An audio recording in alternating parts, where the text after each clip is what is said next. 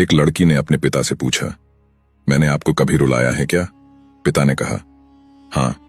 लड़की ने कहा, कब? पिता ने कहा, उस समय तुम करीब 1 साल की थी, घुटनों पर सरकती थी। मैंने तुम्हारे सामने पैसे, पेन और खिलौना रख दिया था, क्योंकि मैं देखना चाहता था कि तुम तीनों में से किसे उठाती हो। तुम्हारा चुनाव मुझे बताता कि बड़ी होकर तुम सबसे अधिक महत्व किसे देती। जैसे पैसे मतलब संपत्ति, पेन मतलब बुद्धि और खिलौना मतलब आनंद। मुझे सिर्फ तुम्हारा चुनाव देखना था। तुम एक जगह स्थिर बैठी उन तीनों वस्तुओं को निहार रही थी।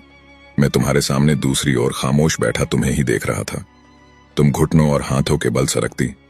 आगे बढ़ी मैं अपनी सांस रोके तुम्हें ही देख रहा था, और क्षण भर में तुमने तीनों ही वस्तुओं को आजू बाजू सरका दिया और उन्हें पार करती हुई आकर सीधे मेरी गोद में बैठ गई।